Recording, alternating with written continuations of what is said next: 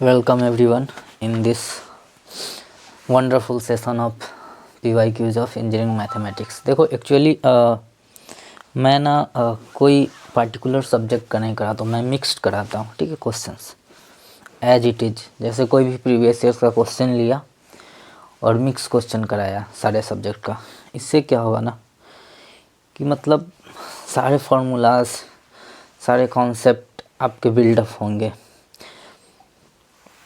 क्योंकि एग्ज़ाम में एक टॉपिक से तो नहीं आएगा कि स्ट्रेंथ ऑफ मटेरियल से इतना क्वेश्चन है, थ्योरी ऑफ मशीन से इतना है, फ्लूइड मैकेनिक्स से इतना है, मिक्स करके आते हैं। ठीक है, तो वो आपका हैबिट बना रहा है। ठीक है, इसलिए मेरा इंटेंशन होता है कि मैं मिक्स क्वेश्चन कराता रहूँ। ठीक है, और प्रीवियस ईयर का ही कराता हूँ टोटल क्वेश्चन गेट का, आप चेक कर सकते हो। ठीक है, तो let us start the session without wasting our time. So देखते हैं।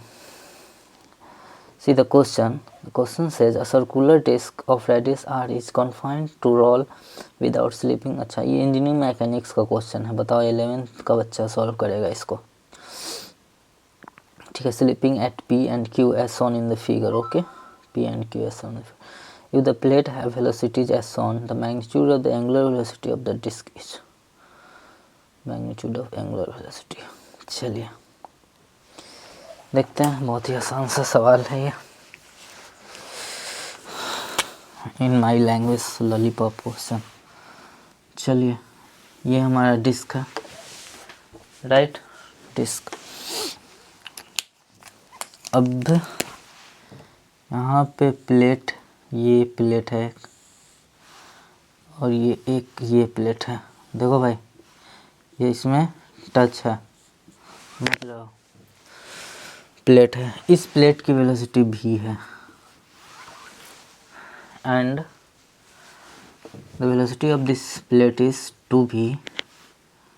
Suppose the center of the disk is here and radius is given r।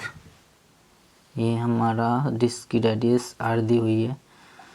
ठीक है, इसको अपन पॉइंट O मान लो, कुछ भी सेंटर, और ये हमारा P है और ये Q पॉइंट।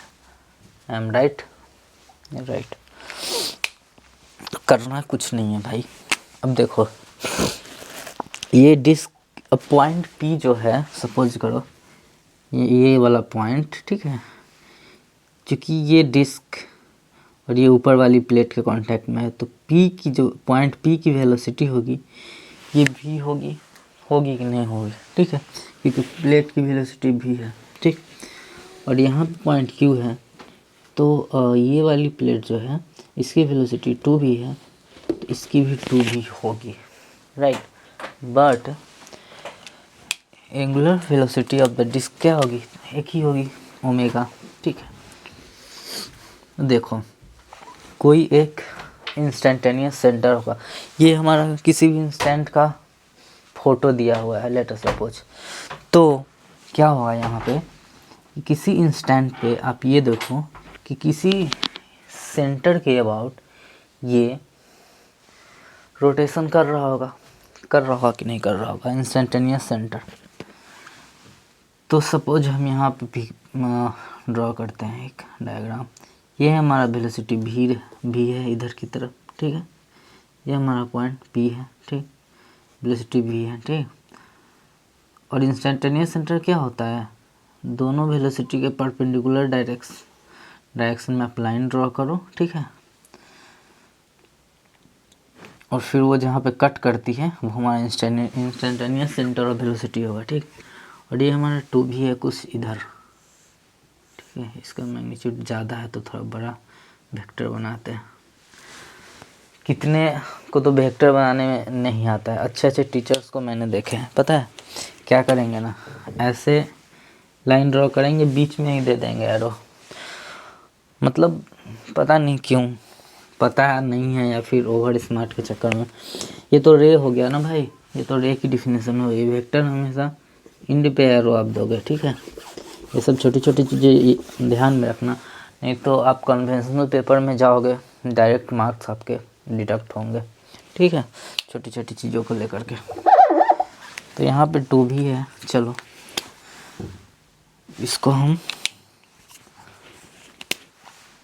इसको इससे मिलाते हैं, मतलब कोई एक सेंटर होगा जिसके अबाउट ये रोटेशन कर रहा होगा, ठीक, इंस्टेंटेनियस सेंटर। ये हमारा भी है, ये 2b है। सिमिलर ट्रायंगल के कॉन्सेप्ट से, ठीक है, हम क्या कर सकते हैं पता है, ये 2b ये भी, ठीक है, तो ये ओ, चलो तो भी छोटा वाला ट्रायंगल लेते हैं, v by O P equal to 2v by ये q है हमारा ना, 2v बाई ओ क्यू। तो यहाँ से हमारा भी गया कट, O P equal to, sorry, 2 into O P equal to O Q, right, 2 into O P equal to O Q. चलो अब ओमेगा, डिस्क की ओमेगा तो भाई सेम होगी, मतलब ये तो अब दो एंगुलर वेलोसिटी से डिस्क नहीं ना मूव करेगा भाई, ठीक है। तो ओमेगा ऑफ डिस्क हम निकालेंगे, ओमेगा की क्या फॉर्मूला होती है, velocity equal to R omega, ठीक। अब देखो, अब एक ये रेडियस हमारा, ठीक है, आर ओमेगा, ये, ठीक, और ये दोनों से हम क्या निकालेंगे, ओमेगा निकालेंगे और उसको इक्वेट कर देंगे, ठीक। अच्छा, और चूंकि हमको ओपी और ओक्यू के टर्म में हमको आंसर नहीं बताना है, रेडियस दिया हुआ है, ठीक है, तो यहाँ से हम ये कर सकते हैं, OP plus OQ equal to का क्या, 2r, ये हमारा डायमीटर के बराबर है कि नहीं है, ओपी प्लस ओक्यू 2r, और ओक्यू इक्वल टू 2op, तो OP plus 2op equal to 2r, तो यहाँ से 3op इक्वल टू 2r, तो op equal to 2r by 3, op की वैल्यू आ गई 2r बाई 3। चलो op 2r बाई 3, राइट, और इसकी वैल्यू हुई r बाई 3, नहीं r बाई 3 नहीं यार,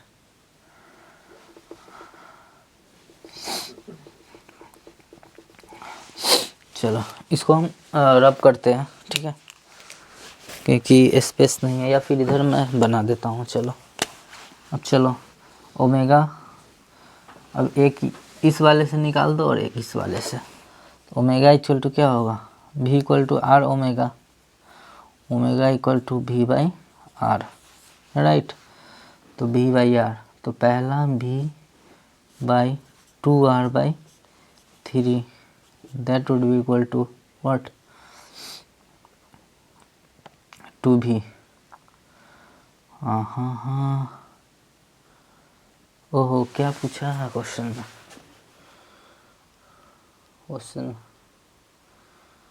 ओमेगा ही तो पूछा है यार, तो कुछ करना ही नहीं है, यहाँ से हमको ये आ गया, ठीक है, किसी से भी निकाल दो, ओपी से निकाल दो या ओक्यू से निकाल दो, omega equal to v by R, कोई भी आर ले लो, ये ओपी वाला ले लो या फिर ओक्यू वाला ले लो, तो हम ओपी वाला लेते हैं, ठीक है, v बाई कितना है 2r बाई 3, मतलब 3v बाई 2r, ओमेगा है कि नहीं है answer, 3v by 2r।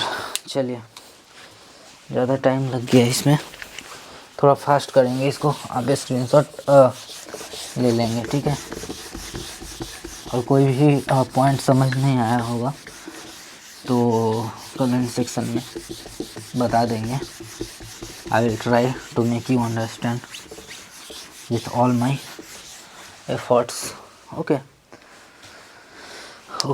C the next question. ठंड बहुत ज़्यादा, तो कोशिश करते हैं ज़्यादा क्वेश्चंस करने की। 7 क्वेश्चन नंबर, चलिए, हाँ चलिए ये तो हमारा वाइब्रेशन का क्वेश्चन है, ठीक है। D square x by D T square है, ठीक है, ये इक्वेशन दी है, ठीक। चलिए कोई बात नहीं है। डैम्पिंग फैक्टर हमसे पूछा है ना, putting the value getting the answer है। चलिए D two X by D T square, D two X by D T square plus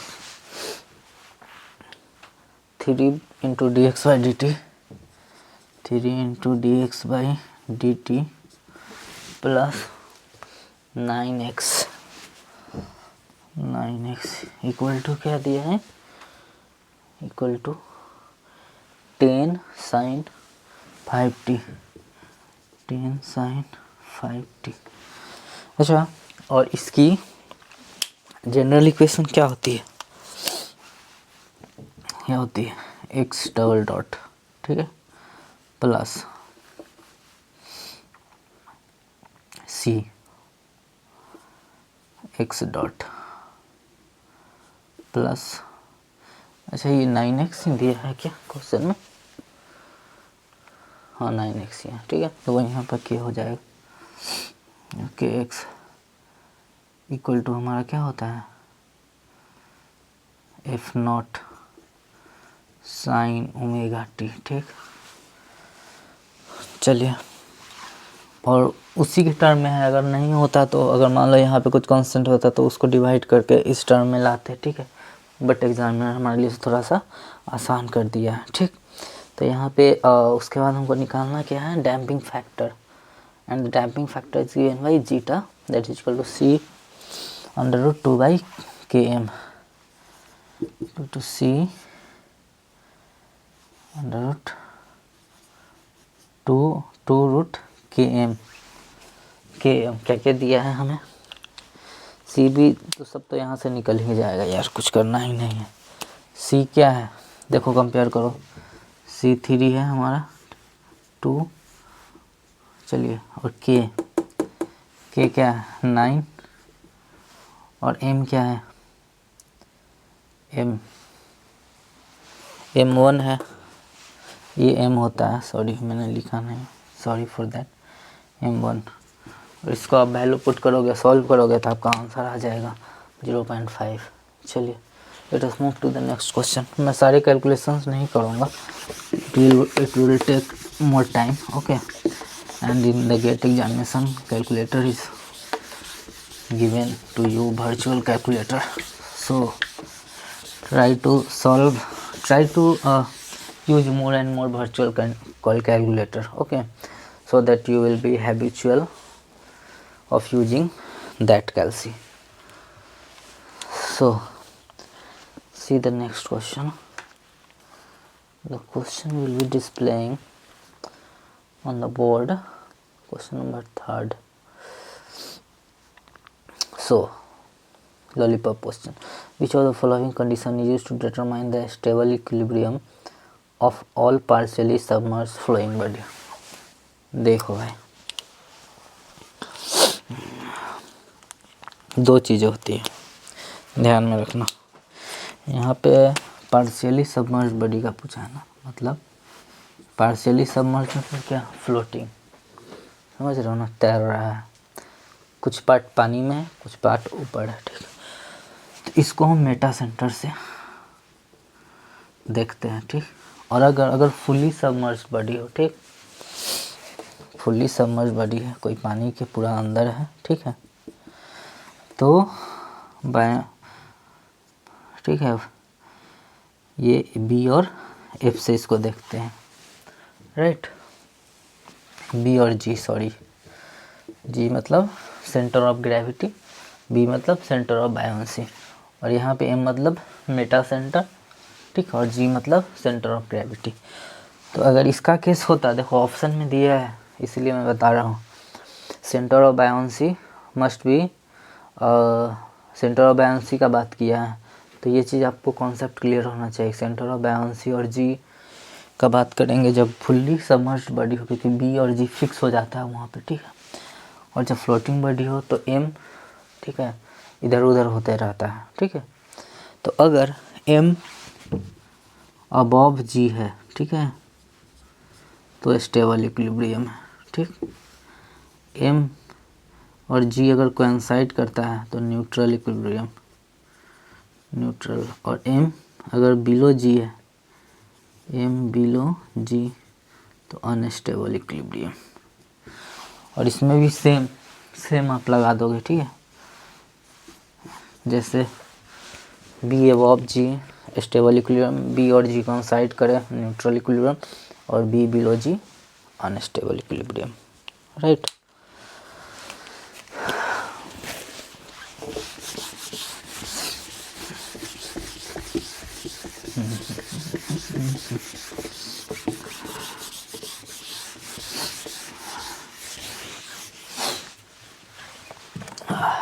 So let us move to the next question.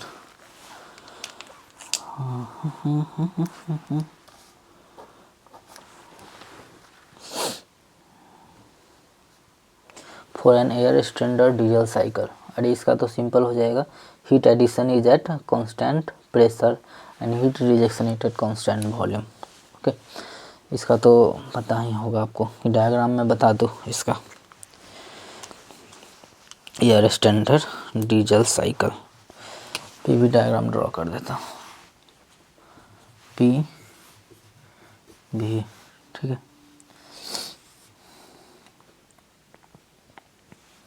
Heat addition at constant pressure होता है यहाँ पे, ठीक है, और heat rejection at constant volume होता है। ये प्रेशर कांस्टेंट पे क्यू एडिशन और Q rejection at constant volume, ये डायग्राम ध्यान में रखेंगे।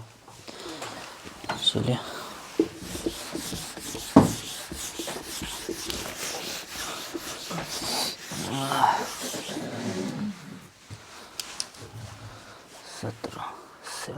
हो गया।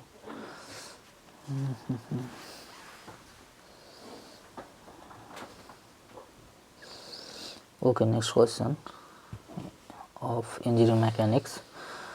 A beam of negligible mass is hinged at support P and has a roller support Q as shown in the figure. Okay, let me draw the figure. बहुत ही आसान question है, 2 marks का दिया है सर। चलिए जितना भी हो, let me draw the diagram.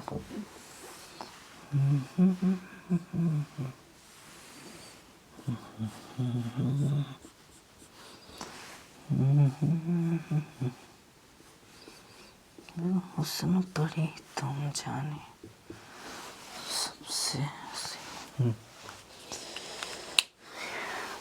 Point P and Q, हमारा पी है, हमारा पॉइंट क्यू है। 1200 न्यूटन का फोर्स लग रहा है यहाँ पे, 1200। ओके, बस ये हमारा 5 मीटर गिवन है, ये भी 5 मीटर गिवन है, ये हमारा 4 मीटर है, आई थिंक, हाँ 4 मीटर है, ठीक। आर है, पॉइंट है आर। तो चलिए, अब चूँकि ये क्या है, इक्विलिब्रियम पे है ना भाई, तो इक्विलिब्रियम की क्या कंडीशंस होती है, summation of all the forces in all direction 0 end moment about any point 0 कर दो, बात ख़त्म। और क्या पूछा क्या है, point low the magnitude of the reaction force Q, ये तो बहुत ही आसान कर दिया, हमको समेशन ऑफ फोर्स भी निकालने का ज़रूरत नहीं है, यहाँ पे डायरेक्ट मोमेंट बैलेंस करेंगे, आ जाएगा आंसर। देखो कैसे, अब क्यू यहाँ पे देखो, यहाँ पे 2 फोर्सेस आएंगी, देखो इधर वाले को भी ये क्या करेगा, एक्स डायरेक्शन में भी ये रेसिस्ट करेगा, इसलिए रिएक्शन एक्स में भी आएगा और वाई में भी आएगा, ठीक। इसको लिख देते हैं हम, reaction in vertical direction at point P, reaction in horizontal direction at point P, ठीक है। और यहाँ पे देखो वर्टिकल डायरेक्शन में कोई सपोर्ट रिएक्शन नहीं देगा, क्यों, क्योंकि रोलर लगा हुआ है। जब रोलर लगा हुआ है, मान लो ये वाला, ये कुछ है, ठीक है, इसके नीचे रोलर लगा हुआ है, अगर इसको आप इधर धक्का दोगे तो आराम से चला जाएगा। तो कोई रिएक्शन सपोर्ट तो दे नहीं पाया, बट इसी को आप प्रेस करोगे तो फिर ये आपको रिएक्शन देगा। तो ऐसे ही इसमें रिएक्शन बस इधर आएगा, इधर आए या इधर आए, जिधर भी है यहाँ पे आएगा। यहाँ पे reaction force at Q in horizontal direction, बस वर्टिकल में नहीं आएगा, ठीक है। तो मोमेंट बैलेंस करते हैं, और मोमेंट किसी भी पॉइंट के बाद बैलेंस आप कर सकते हो, बट हमेशा कोशिश करो नंबर ऑफ वेरिएबल जहाँ पे ज़्यादा है, ठीक है, वहाँ पे बैलेंस करो, क्योंकि मोमेंट उसका जीरो हो जाता है। आर क्रॉस एफ होता है ना, आर इंटू एफ। तो इस पॉइंट के अबाउट अगर हम मोमेंट बैलेंस करते हैं तो इसका जीरो, इसका जीरो, इसका निकालते हैं, ठीक है, जीरो कर देते हैं। चलो कितना हो जाएगा, 5 इंटू 1200। अगर हम ये क्लॉकवाइज को पॉजिटिव मानते हैं, ये हमारा क्या है एंटी क्लॉकवाइज, तो इसको नेगेटिव मानना पड़ेगा। तो minus reaction at Q into perpendicular distance 4 meter equal to 0। यहाँ से आर क्यू आ जाएगा हमारा 12×60 मतलब 6000 डिवाइडेड बाई 4, 1500 न्यूटन, या फिर 1.5 किलो न्यूटन। चलिए 1500 इसका आंसर होगा। न्यूटन में पूछा, हाँ ये भी ध्यान रखेंगे यूनिट, अगर वहाँ पे किलो न्यूटन दिया रहता तो 1.5, ठीक है। चलिए नेक्स्ट क्वेश्चन।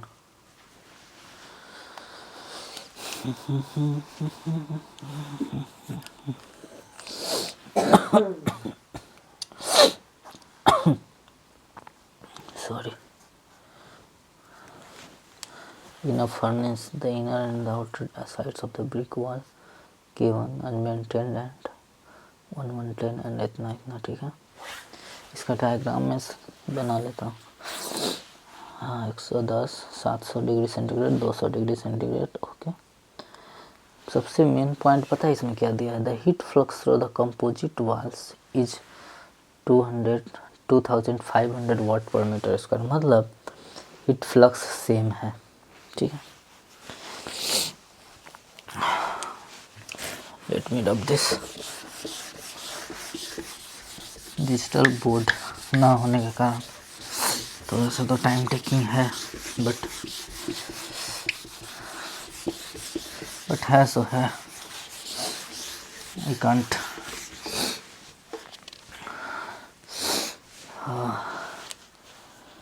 चलिए सीधा क्वेश्चन, ये हमारा प्लेट है, ये सॉरी वॉल है, और ये इंसुलेशन है, ठीक है। इसकी कुछ K1 है, इसकी K2 है, और डिस्टेंस कितनी दी है, ये L दी है, ये L/4 दी है, और ये हमारा 1100 डिग्री सेंटीग्रेड, एंड ये 700 डिग्री सेंटीग्रेड, एंड ये 200 डिग्री सेंटीग्रेड, राइट। चलिए, और Q डॉट कितना दिया है, फ्लक्स हमारा दिया है 2500, Q डॉट 2500 वाट पर मीटर स्क्वायर, राइट। तो सेम है फ्लक्स, ठीक है। तो क्या होता है formula, Q equal to KA dt by dx, right. तो चलिए दोनों से सेम है तो बराबर कर देते हैं। इसके लिए अगर हम लिखेंगे वॉल के लिए तो क्या होगा, K1A dt by dx equal to K2A dt by dx। हमसे क्वेश्चन में पूछा क्या, value of K2 and K1 is given what 2.5, so 2.5 area तो गया, ठीक है।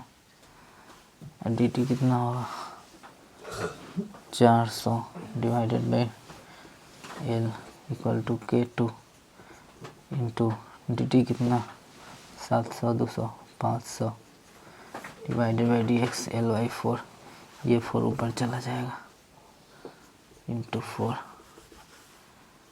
एल एल गया काम से, K2 की वैल्यू यहाँ से आ जाएगी। The value of K2 will be 0.5। So let us move to the next question. Sorry थोड़ा मैं स्पीड कर रहा हूँ क्योंकि टाइम्स लिमिट है मेरे पास भी, और ये वीडियो मैं अभी रात के कितना 1 बज रहे हैं, इतनी ठंड में 1 बजे शूट कर रहा हूँ, तो थोड़ा फास्ट करना पड़ेगा क्योंकि भाई सोना भी है जल्दी। चलिए, सुबह में मुझे अर्जेंट काम है। If a reverse Carnot cycle operates between the temperature limit, okay okay okay, चलिए कुछ नहीं दिया है इसमें। क्या होता है refrigeration effect, refrigeration effect equal to T lower by T higher minus टू लेयर कर दो। टी लोअर हमारा कितना है -3 है ना, तो मतलब 270 kelvin divided by T higher है 300 माइनस 2 लेयर टी लोअर 270, मतलब यहाँ से 270 बटा 30 आ जाएगा 9, ठीक है 9 आ गया हमारा। सॉरी रेफ्रिजरेशन बिट मैं बोल रहा हूँ, sorry coefficient of performance of refrigerator. अच्छा, और coefficient of performance of heat pump क्या होता है, COP of heat pump equal to 1 plus COP of refrigerator. तो COP of heat pump equal to 1 plus 9 equal to 10। और ratio पूछा है, ratio ध्यान रखना किसका किसका पूछा है, ठीक है। यहाँ पे पूछा है रेफ्रिजरेटर बाई हीट पंप, तो 9/10 that is equal to 0.9, right.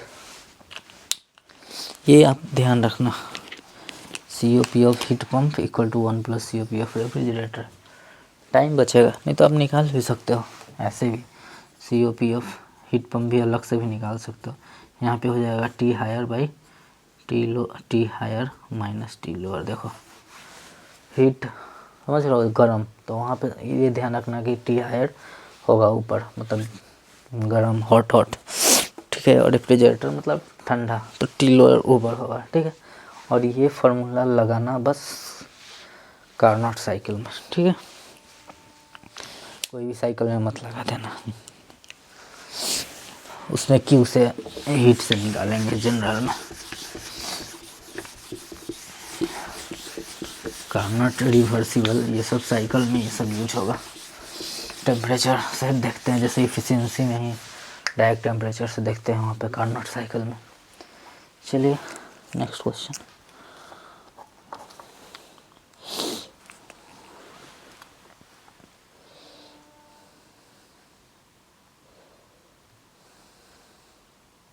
The forecast for the monthly demand of product is given in table, ठीक है, दिया है, ठीक। Using the exponential smoothing method, the exponential smoothing coefficient use, alpha पूछा है, ठीक है, और सारा चीज़ दिया हुआ है। एक्सपोनेंशियल स्मूथिंग वाले में, ठीक है, क्या होता है forecast of any month, forecast of let's say T हम ले लेते हैं, ठीक है, equal to FT - 1 plus alpha times DT - 1 minus FT - 1। Formula use करो, सारा रिलेशन दिया हुआ है, कोई भी एक पकड़ो, ठीक है, वहाँ से अल्फ़ा की वैल्यू आ जाएगी। सपोज हम 1 और 2 का ही लेते हैं, फर्स्ट मंथ और सेकेंड मंथ का, ठीक है, तो सेकेंड मंथ का forecast F2 equal to F1 plus alpha demand of कितना first month minus forecast of first month, सारे वैल्यू पुट करो, अल्फ़ा की वैल्यू आ जाएगी यहाँ से 0.10, ठीक है।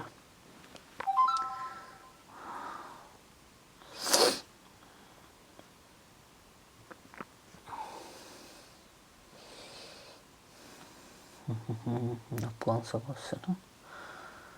चलिए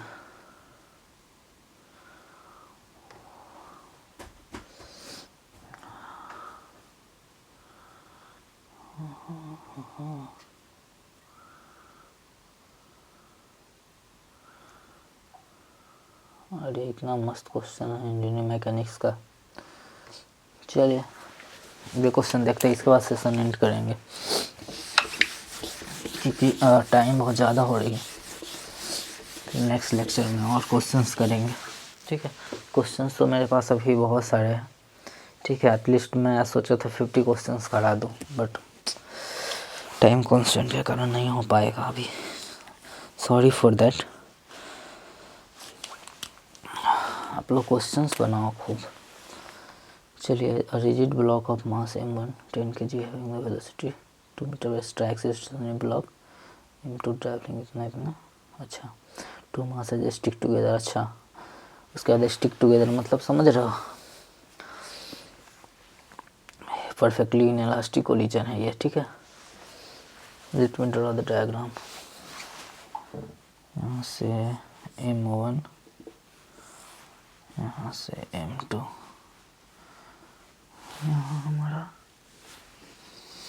स्प्रिंग,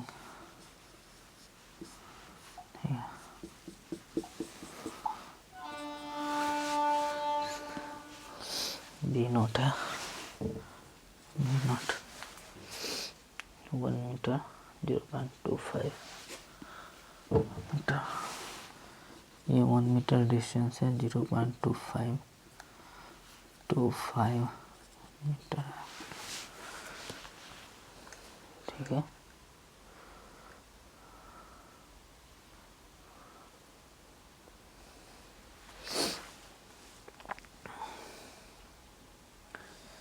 चलिए, ये के दिया है हमारा मोमेंटम कंजर्वेशन इक्वेशन। पहले तो हम लगाते हैं यहाँ पे, ठीक है। शुरू में क्या है, m1 प्लस v नॉट, ठीक है।